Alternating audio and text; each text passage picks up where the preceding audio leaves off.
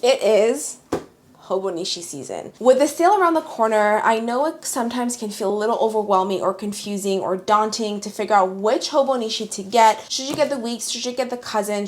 Whichever that you're looking at, I know it can get overwhelming. I have been using the Hobonichi cousin for over 2 years and I have absolutely loved it. So in this video, I thought I would do a very easy, chatty flip through of my Hobonichi cousin. That way I can show you some of my favorite pages, some of my favorite ways of using it. So if you're thinking about using the Hobonichi cousin or getting it, then this hopefully will give you some ideas of how you can use a Hobonichi cousin if you purchase it. If you're new here, welcome. My name is Seppi. I share with you simple and practical tips to live a happier life. And my last video was a little bit more structured and analytical in terms of how I actually use my Hobonichi cousin as a functional planner. This video is a lot more casual, a lot more of a chit-chatty video. Grab your coffee, grab your tea, and let's just spend a little bit of time together. So first things first, the cover of my Hobonichi cousin. I might get a nicer, fancier one from the upcoming sale, but the one that I have, I actually love it. It is a full leather pouch that I got from Etsy. It has stood the stand of time. I use my Hobonichi cousin every single day and it has not tarnished. It's barely dirty. Very happy with it. I will leave the link of the shop where I got it from in the description box below. At the front, I keep a few little stickers, which to be honest, I kind of forget that they're there.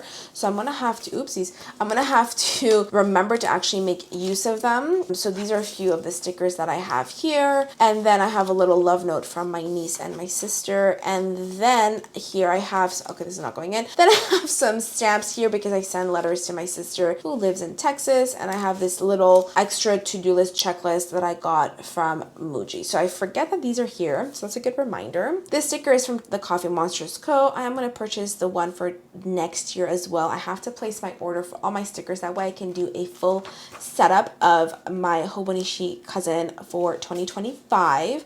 I also have the tabs from the Coffee Monsters Co., which I will be repurchasing as well. So for the yearly overview, for the last 2 years, I wasn't too sure how to use it, but now I really love that I've been using it for the habits tracker. It makes it a lot easier to show up and actually, when I do my daily planning, to just check things off, do a little self-reflection at the end of the month. If I know a habit works, that I like, that I want to keep going the next month, I really enjoy having the habits tracker here. It makes it a lot more seamless and a lot easier to check things off. Monthly overview. So I use my Hobonichi cousin as a functional planner. So although I incorporate more aesthetic details like stickers and whatnot, it is for planning. Therefore, my monthly overview pages are for appointments, things that are coming up, vacation time, whatever else. That way I can stay organized and very mindful with how I schedule my time. If I have my period coming up, I know maybe that weekend I shouldn't schedule too many things, that my energy is going to be a lot lower. So this is how I use the monthly spreads. And I think for next year, I am going to do more of a setup ahead of time when I get my Hobonichi cousin. That way, once I do my weekly planning and my monthly planning, it becomes a lot easier to show up. So I'm going to do a little bit of prepping ahead of time. And I'm thinking of filming my Hobonichi setup. If you're interested to watch that, make sure to follow and subscribe to my channel. But that's how I use the monthly spreads. And I do stick to a color theme just to make it easier, and it tends to match the daily spreads as well, just so that I make use of my stationery. I still have a lot of washi tape that I've had for like 7-8 years, and I just want to use them up and kind of dwindle down and have less stationery. As much as it's fun, it also feels sometimes overwhelming. I want to make use of it so my money's not going to waste. So using the same color, same washi tape in the monthly spread and the daily and the weekly spread also helps kind of use that up. So those are the monthly overviews, and then the weekly spread. So the weekly spread, I use the same formula every single week. To-do list, I plan out my week. If I need additional things or space to write any ideas or thoughts, I put it down here. And on top is where I schedule in my workouts as well. I put in all the appointments or things that are happening. So that way I can map out my week and be very mindful of my energy, be mindful of what I'm scheduling in. I try my best to not overschedule myself, but I tend to overschedule myself a lot. Another thing that I started doing middle of the year is to prep the weekly spreads as well 4 weeks ahead, which again makes it a lot easier when I sit down to do my weekly planning as well. So that's something I am going to be continuing to do because it just makes things a lot easier and a lot easier for me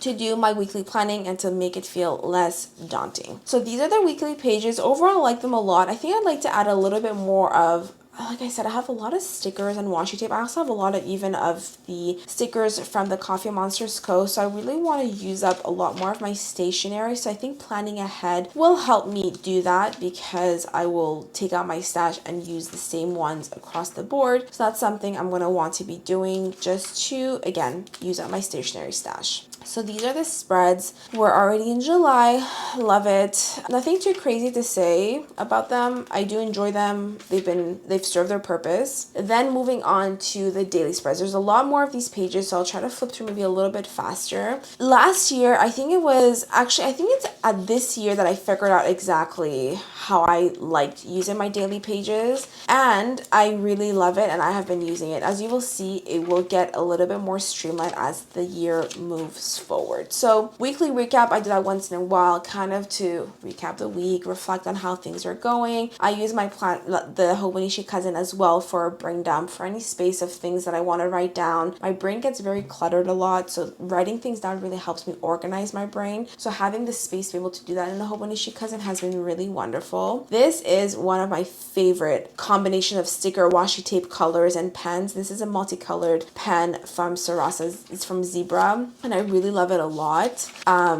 I just ended up redoing the same thing over and over again, as you will see soon. I also love being able to use a fountain pen in my Hobonichi Cousin, and it stands up the test of time in terms of the paper. Overall, love this planner a lot. I mean, I am repurchasing it, which gives you a better idea. But this, we're now starting to move into me figuring out a lot more my rhythm. So first things first, having a life admin page where I put down all the things for life that I want to get done that we tend to procrastinate or forget on. I put that here, that way I can try and be mindful of it during the week, during the month ahead, on getting things done and checking it off. Again, we have another brain dump, more themed color that I try to stick to a little bit. Yeah, I really like that I've been making good use of my Hobonichi Cousin. Although middle of the year, because I was traveling, these are the pages that I love. I love these pages so much. They bring me so much joy, and it was to the point where I try not to use this pen up as much because I don't want it to finish. I have to see if I can get it on Amazon or not, but I really love this pen that was gifted to me. So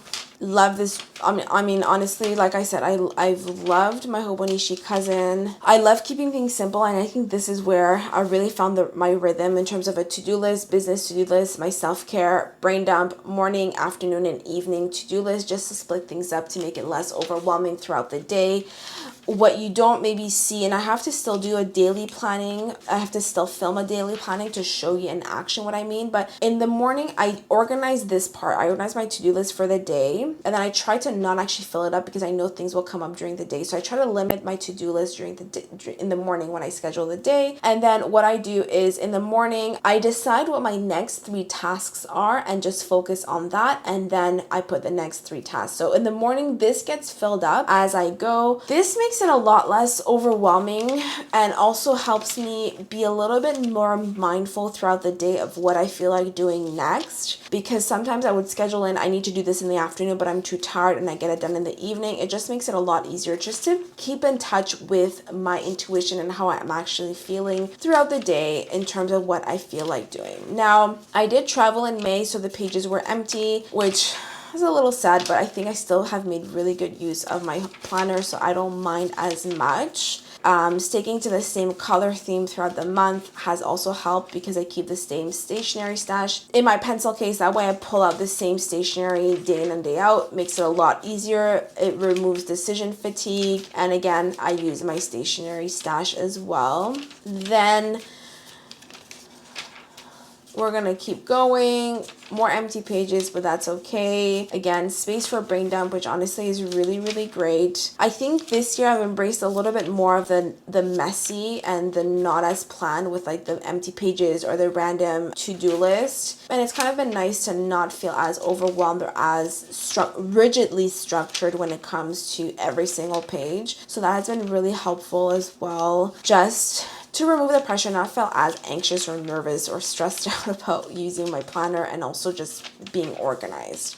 So then I traveled to Croatia, so then I really didn't use a lot of the pages. And then in August, I was still gone, but then I backtracked and used it for different to-do lists and organizing and whatnot. So that's been really helpful again, to have empty spaces, empty pages that I'm using for brain dumps and planning and whatnot. And then this comes to now, August, where I've continued with the to-do list with the same layout in the daily pages. So that is a bit of a flip through of my planner of my Hobonichi Cousin. I'm going to be repurchasing another one. I really love it a lot. Let me know how you're using your Hobonichi Cousin or your planner, and if you want a more detailed perspective into how I do my planning process, which my monthly and weekly takes less than 30 minutes, my daily planning takes less than 10 minutes, make sure to watch my playlist on my planning process, my plan with me. That way you can get some ideas. Otherwise, thank you so much for watching. I'm sending you a lot of love. Bye for now.